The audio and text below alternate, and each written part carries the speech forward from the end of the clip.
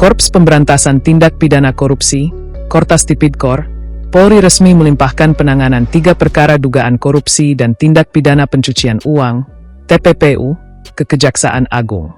Pelimpahan tersebut dilakukan setelah penyidik menetapkan 2 orang tersangka, yakni berinisial DR dan FA. Kami telah sepakat dengan Kejaksaan Agung bahwa penanganan penyidikan terhadap 3 perkara telah dilimpahkan ke Kejaksaan Agung dalam rangka sinergisitas sebagaimana yang telah disampaikan PLT Jampitsus, kata Kakortas Tipidkor Polri Irjen Pol Totok Suharyanto di Kejaksaan Agung Jakarta, Sabtu, 11 Juli 2026. Totok menjelaskan, selama proses penyidikan penyidik telah memeriksa 15 orang saksi dan 2 orang ahli. Selain itu, penyidik juga melakukan penggeledahan di sejumlah lokasi yang sebelumnya telah diketahui publik. Menurut Totok, tersangka DR dijerat pasal 4 dan atau pasal 5 Yungto pasal 10 Undang-Undang Nomor 8 Tahun 2010 tentang Pencegahan dan Pemberantasan Tindak Pidana Pencucian Uang atau pasal 607 ayat 1, huruf B dan huruf C KUHP.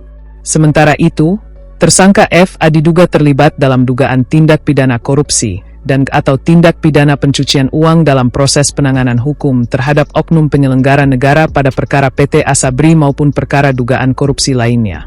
Atas perbuatannya, FA dipersangkakan melanggar ketentuan dalam Undang-Undang Pemberantasan Tindak Pidana Korupsi serta Undang-Undang TPPU. Totok menambahkan, penyidik juga telah menahan tersangka DR.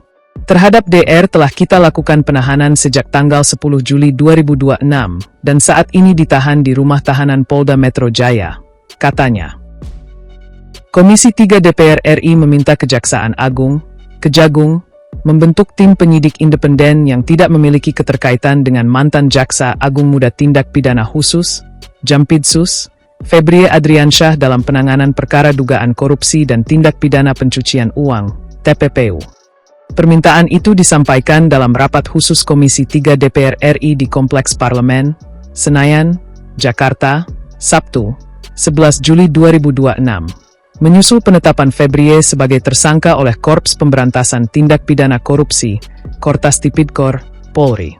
Wakil Ketua Komisi 3 DPR RI Ahmad Sahroni menilai tim independen diperlukan agar proses hukum berjalan objektif dan bebas dari konflik kepentingan. Ini saatnya bersih-bersih dalam proses penegakan hukum di semua lini. Saya meminta Kejaksaan memiliki tim independen yang tidak terafiliasi dengan pihak yang diduga menjadi tersangka, kata Sahroni.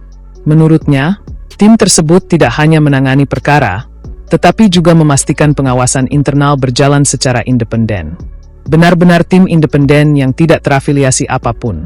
Ini momentum memperbaiki proses penegakan hukum, ujarnya. Wakil Ketua Komisi 3 DPR RI Muhammad Rano Alfat mengatakan DPR melihat adanya komitmen bersama antara Polri dan Kejaksaan Agung untuk menuntaskan perkara tersebut. Dari hasil pertemuan kami dengan Kejaksaan Agung, terlihat adanya kekompakan antara Polri dan Kejaksaan Agung, katanya. Rano menegaskan perkara yang sedang diusut menyangkut dugaan perbuatan oknum, bukan institusi. Ini yang kita bicarakan adalah oknum kejaksaan dan pihak swasta yang kami anggap melakukan perbuatan sangat keji. Kedua lembaga juga sudah sepakat membuka perkara ini secara seluas-luasnya, ujarnya.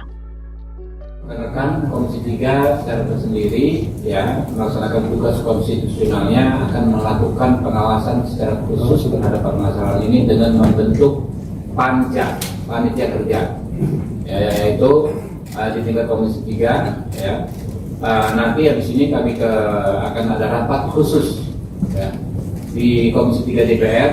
Setelah dari sini kami akan ada rapat khusus untuk pembentukan ini. Dalam kerja kedepannya panja ini akan mengawasi secara detail pelaksanaan tugas penegakan hukum agar sesuai dengan ketentuan perundang-undangan. Hukum ditegakkan, hak dari para tersangka tentu juga diberikan. Mungkin itu kami secara formil akan menerima penanganan perkara 3 perkara yang hari ini sebagai bentuk komitmen agar ada percepatan, profesionalisme dan sinergi dalam penanganan. karena faktanya masyarakat menunggu terkait dengan penyelesaian perkara seperti yang disampaikan oleh Ketua Komisi 3 itu. Apa yang disinergikan yang penting adalah kecepatan. Yang pertama untuk mengembangkan bukti atau maksimalitas, kemudian mengembangkan barang bukti, dan yang penting adalah sinergi. Hari ini walau diserahkan kepada Jalan Lurus, kita tetap koordinasi sinergi dengan kantor Pastipidor beserta jajaran agar ada kepastian dalam penyelesaiannya. Tentunya kami selaku penyidik, selaku Jamsus akan memastikan alat bukti yang ada, barang bukti yang ada, hubungan kausalitas dengan apa yang disyaratkan. Yang lebih penting juga kita tetap menghormati asas praduga bersalah. Mungkin itu yang dapat saya sampaikan.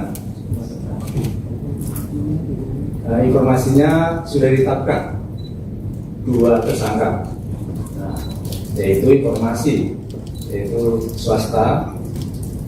Yang kedua adalah dari pihak umum yang negeri, yaitu berinisial F. Lebih detailnya nanti karena penyerahan sudah ada penetapan tersangka, bisa memudahkan Pak Kakor Pastipidor menyampaikan terkait dengan perkara yang dimaksud. Itu yang dapat saya sampaikan. Terima kasih. Mohon maaf. Wassalamualaikum warahmatullahi wabarakatuh. Ya.